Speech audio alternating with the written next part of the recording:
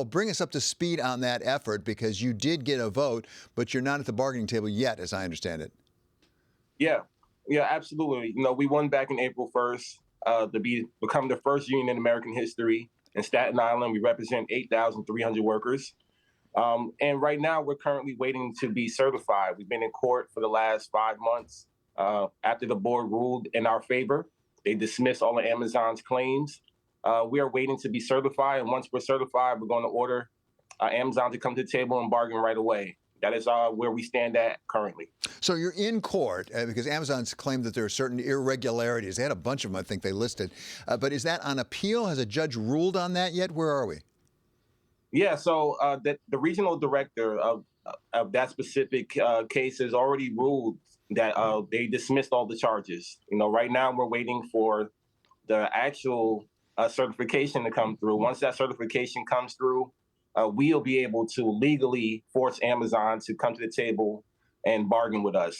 So right now, we're just waiting. It's a waiting game. Unfortunately, we know how these processes work. The corporations, they're going to drag these processes out.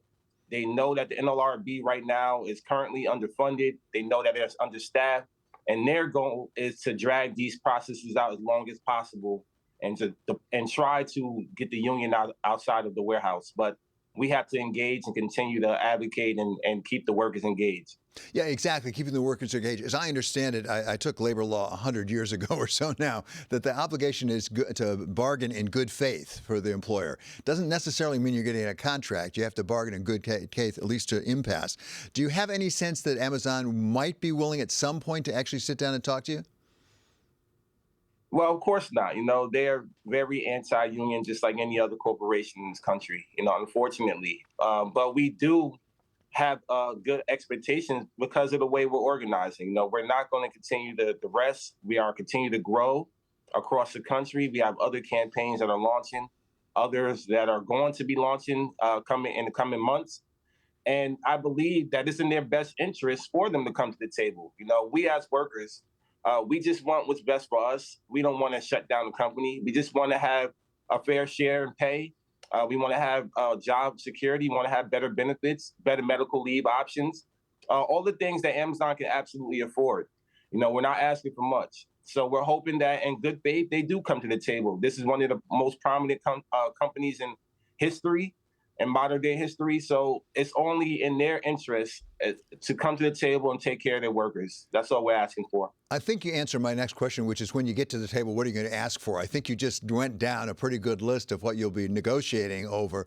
But come back to keeping your workers engaged. The people who voted with you, are they staying with you? Are they still enthusiastic about this? Or might they get discouraged because it's taking so long? Well, honestly, they can be discouraged at certain times, but at the same time, the union is going to continue to provide services. That's all we can do, in the meantime. And keeping workers engaged is always going to be a challenge when you have a corporation spending millions of dollars every single day trying to anti-union bust. And this is what we have to put up against this, unfortunately, as workers at the bottom. We don't have the money to combat with Amazon's anti-union propaganda, but what we can do is provide services. So yes, we're keeping our members engaged as much as we can. We're providing the services that we're able to.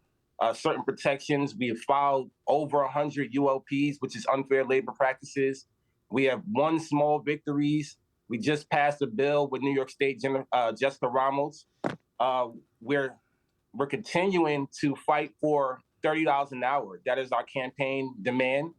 We're not fighting for 15 anymore. So we're just going to continue to raise the bar and continue to organize until this company once again comes to the table in good faith.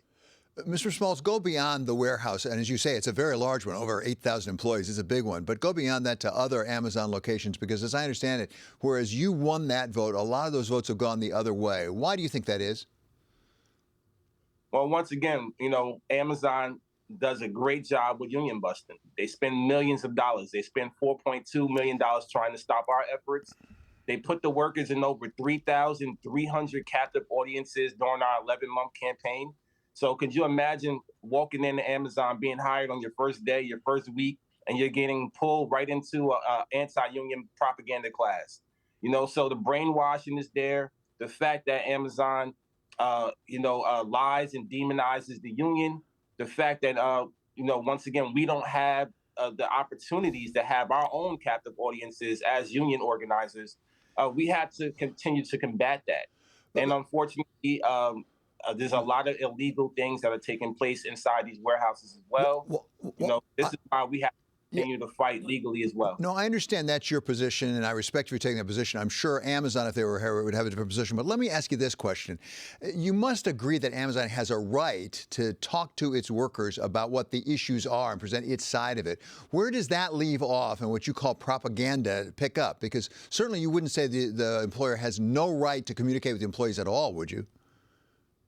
No, it's not. It's not about having the right. It's about the misinformation they spread. They lie and say that the unions are going to speak for the workers, or the union is going to take a whole bunch of dues. They compare this independent worker-led union to unions of the past. So we don't have the fair say in saying that we're not corrupt. Because Amazon puts out that we're corrupt, or that I'm a union president that's trying to make X amount of dollars. Right. So these type of things are the lies that we have to combat every single day. Okay. And unfortunately, because Amazon is open 24/7, Right. we don't have that access. So we have to fight on the other points.